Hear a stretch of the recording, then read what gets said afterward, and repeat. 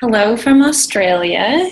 So it is about, 8:50 in the morning here, and it's about 6 o'clock Central Time in the US the day before. So I'm recording this on a Sunday morning in Australia, and it's a Saturday mid-evening for you guys. I'm adjusting all right. I still haven't quite made it to sleep to fall asleep late and wake up on time, but I'll give myself another day or two. As I mentioned, I'm here in Australia visiting with some aging sexuality researchers at La Trobe University in Melbourne, and it's pretty exciting for me. So we're going to be looking at some collaborative research ideas and what we can do. So I'll keep you updated on what we're doing. But first, I want to take the time to introduce us to the social side. So you have some readings for the week that cover different types of relationships as we focus in on the social side, having an other, some person aside from yourself and the sexual relationship and the effect that that has. I'm going to talk today mostly about marital and partnered relationships.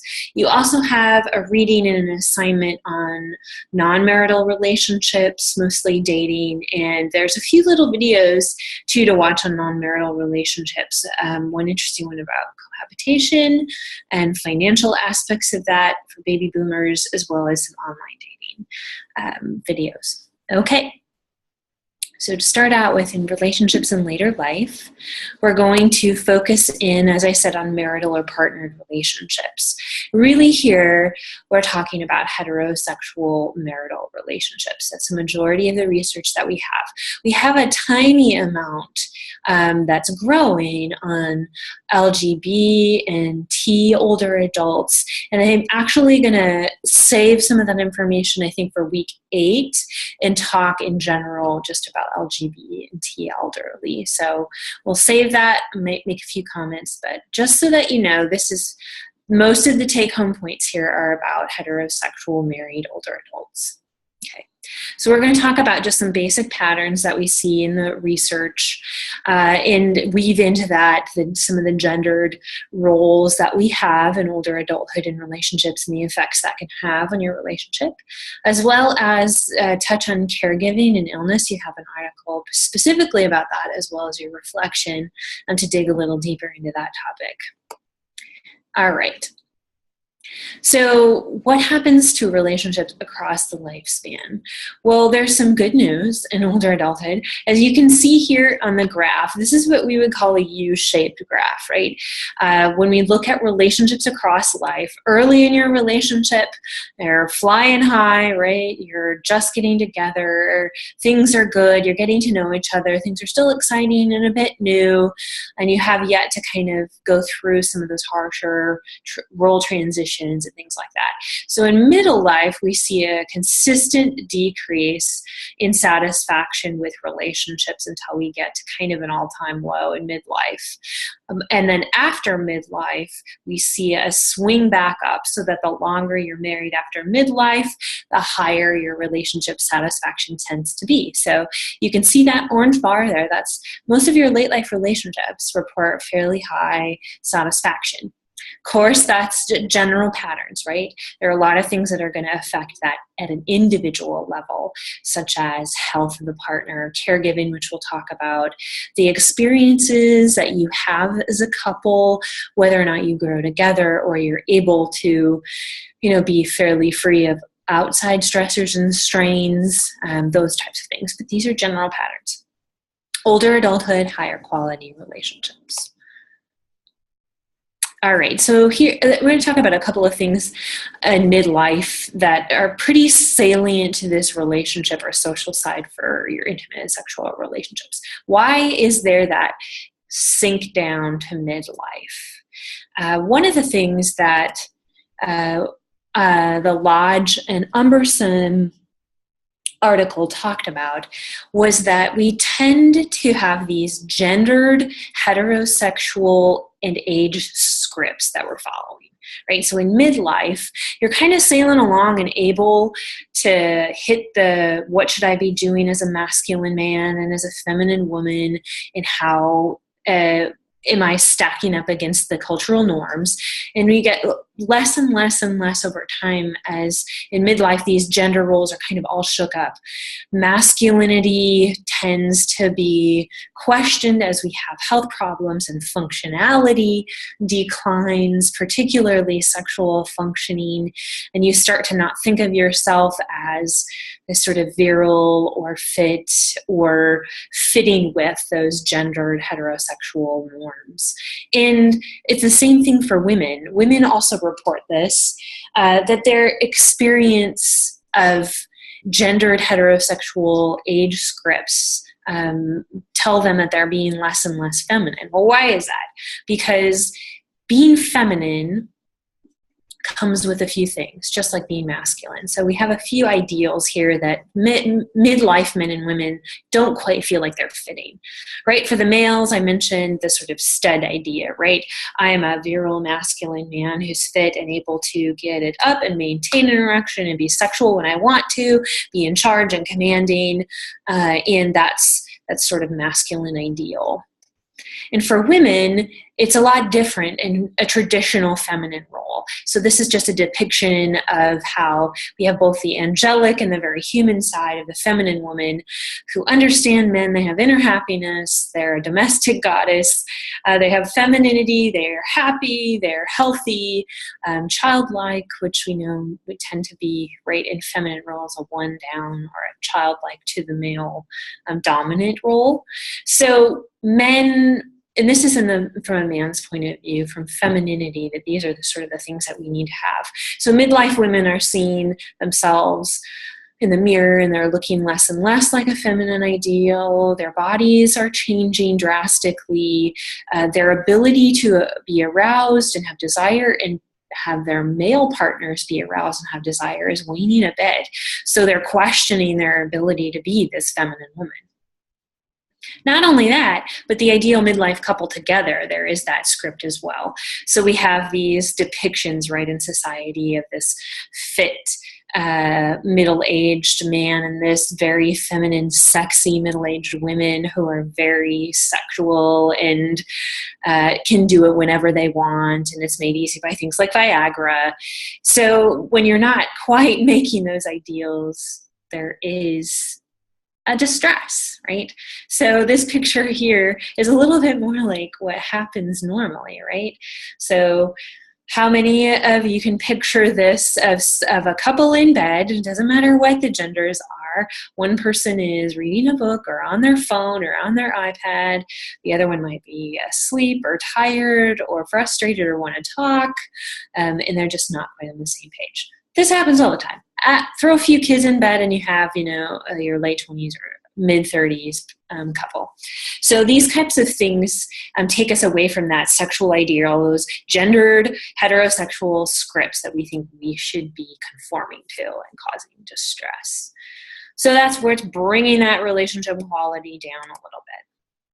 Other thing that brings down relationship quality in midlife is that it's tough, right? When we think about midlife, it's not just your relationship quality that goes down, but there's a similar U-shaped happiness curve as well that we see. So we look at what characterizes midlife. Well, you have probably teenage to older kids as you're getting towards midlife.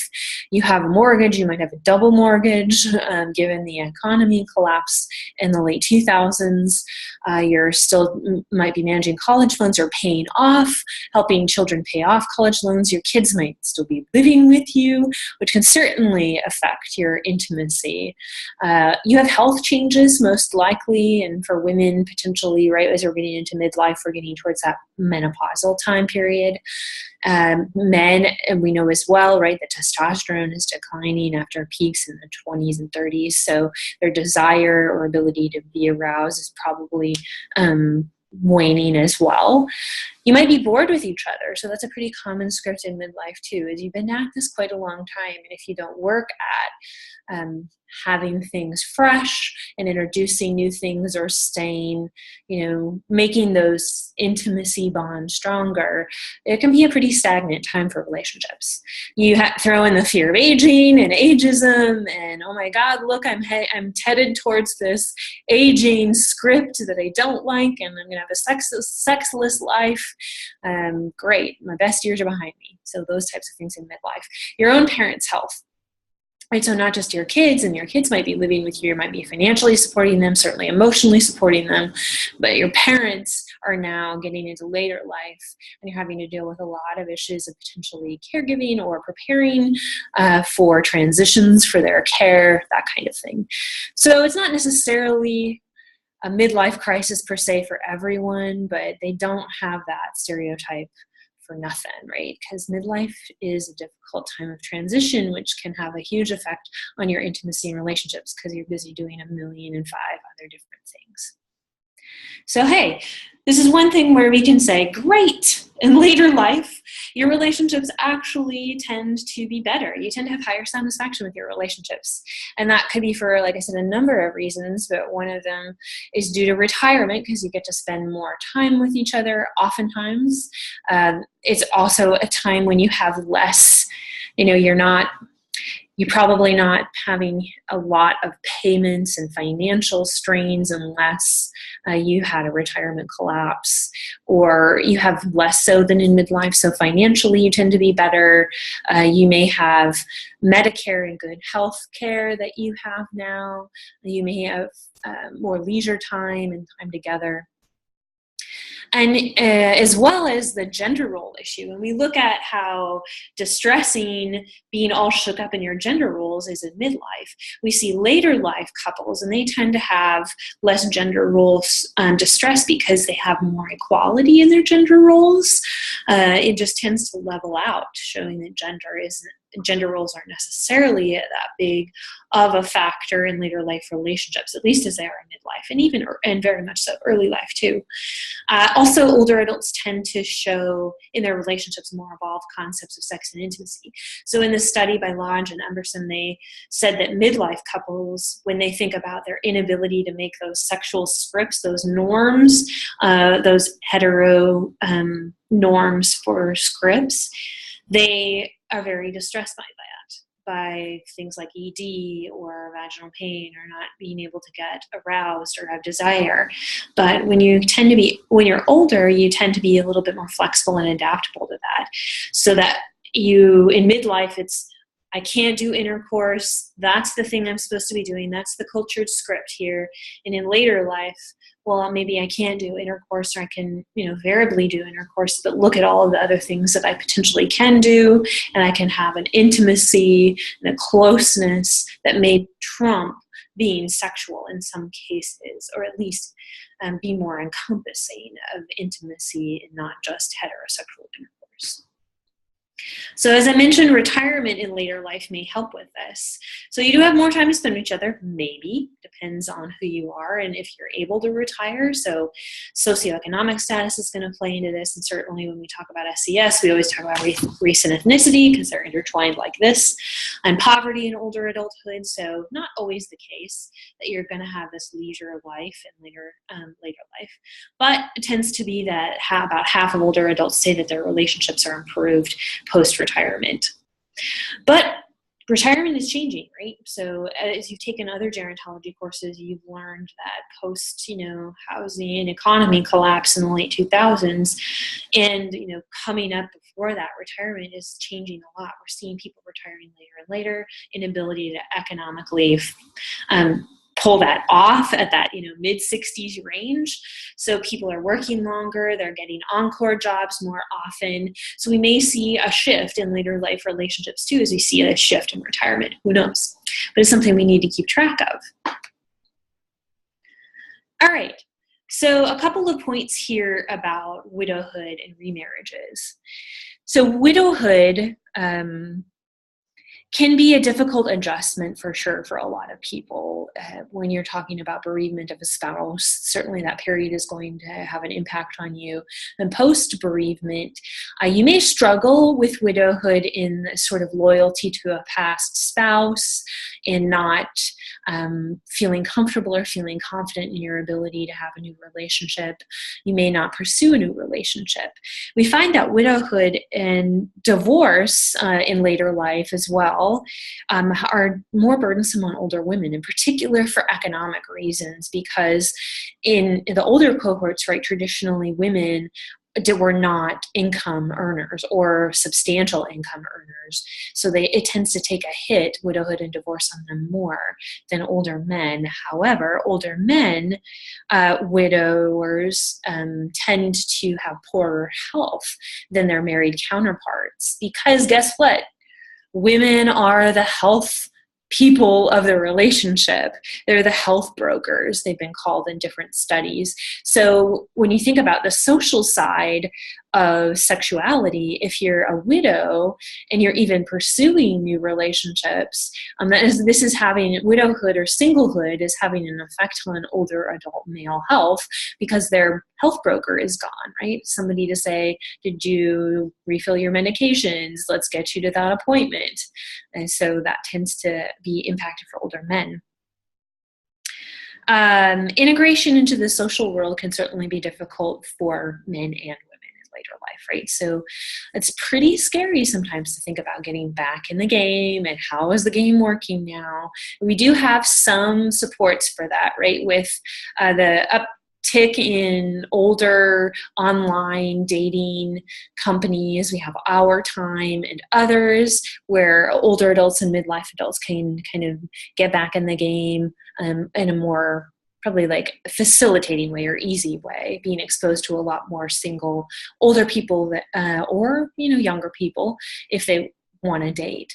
And the dating reading will be very interesting to look at, as well as your assignment on dating ads from Craigslist. So looking at, what do dating ads look like between, younger adults and older adults. We have speed dating for older adults. You can see the little video on the documentary for that. So we're getting better and better at integrating divorced or widowed older adults back into a social scene. Remarriages, I wanted to talk a little bit about that too. So there is good news in remarriages as well. So remarriages tend to be a more positive experience for older adults than midlife adults and younger adults. And this is the case in the US. So again, most of this research is from the US, but there was a Korean study that I looked at that said that it compared to older adults to younger age groups and their perception of if remarriage was a positive thing. And larger majority of older adults, about 25 to 30%, had said that yes, they would look at remarriage as a positive thing.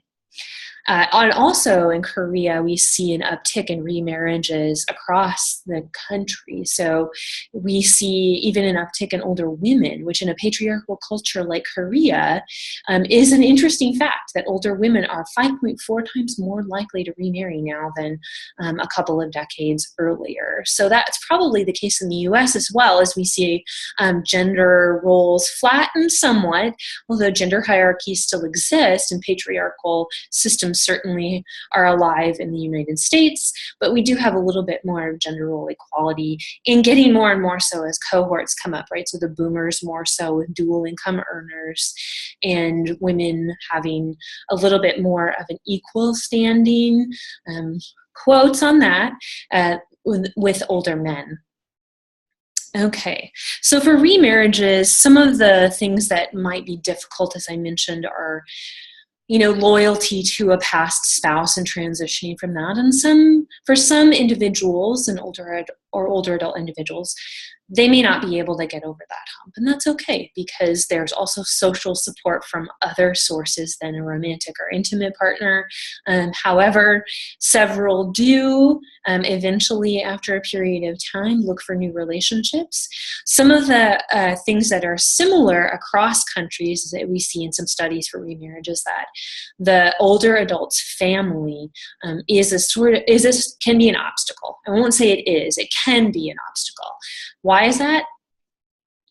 money, right? So dollar sign, dollar sign, dollar sign. Inheritance, how that's going to play out. In fact, I was just having a discussion with my own parents about this, and they just put something in their will about if either one of them remarries, the new spouse's children and the new spouse don't get anything, which was interesting. I mean, I can see that they're protecting us, but it was an interesting conversation to have about remarriage and renegotiating financial roles.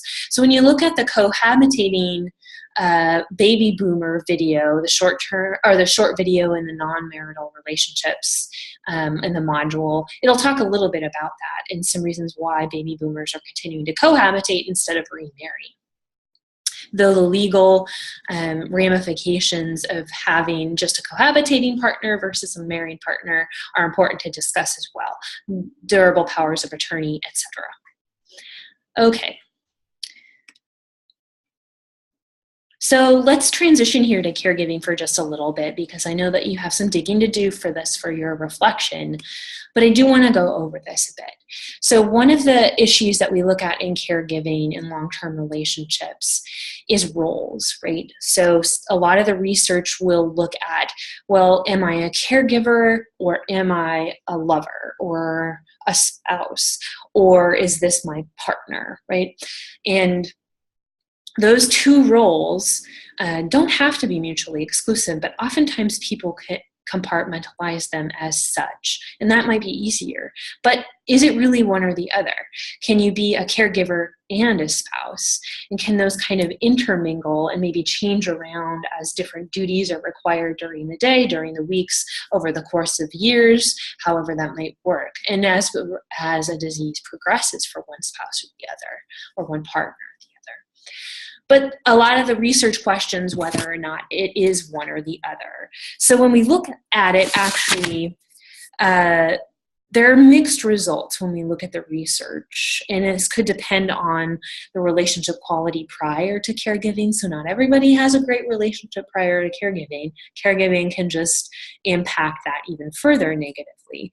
The mental and physical health of either partner, but in particular the caregiver, your values around whether or not consent is an issue for you, and you feel like maybe it's a dementia, pardon me, for your spouse that you're taking care of, or your partner, and whether or not you feel like you're taking advantage of them or not. There are a lot of different reasons why someone might want an either or, moving into a caregiving versus a spouse. But I think a lot of people will live somewhere in the middle, and these intertwine, at least for a period of time until potentially you need to, your duties as a caregiver may take over. So probably just a mix of a percent, not 100 and 0 or vice versa, but somewhere in the middle there. So caregiving definitely can have an effect on intimacy and sex, and certainly it should. If having children can affect your intimacy and sex life, having to caregive for a partner certainly will. So older adults report that it does affect their sex lives. About 80% of couples say it does affect it, but only about 40 to 47% of those say it negatively affects it. And about a third say that it actually balanced it out. So now they feel like there's a balance in how much sex that they are having or not having as opposed to before. One thing that we talk about a lot in nursing home settings, of course, is inappropriate sexual behavior, and this tends to be overestimated for individuals who have Alzheimer's or dementia-related diseases. So only 7% of couples report that their spouse or partner is inappropriately acting out sexually. It's not that common in Alzheimer's-related diseases. Certainly in some environments you'll see it more than others because there's a reason why that person is in a very restricted environment, and it may be because they are very advanced in showing it. But oftentimes Alzheimer's and related diseases will show up more as apathy for a person and decreased desire for sex. And that, of course, can affect, right, your relationship, because if a caregiver and your now partner who has Alzheimer's related disease or related disease is no longer interested or doesn't have desire, what do you do with yours? These are important questions. tackled by some great movies like Away from Her, and other instances where we see spouses or caregivers having extramarital relationships when one person has advanced dementia, which is a unique ethical situation for people and a difficult one to reconcile for a lot. We also know that caregiver mental health and physical health is very important to have in an intimate or sexual relationship as you caregive as well. So caregiving is one of the most difficult experiences that you'll have, and not because it doesn't mean it's not rewarding or that it isn't a positive experience for many. It just means that it's difficult. It takes a toll physically and emotionally. You have to be available. You have to be moving and bathing and cleaning and cooking and driving and everything that the other person would have been doing. You're taking over a lot of those duties, and it takes a big toll. Caregiver burden is a huge area of research that I'm sure you're well aware of.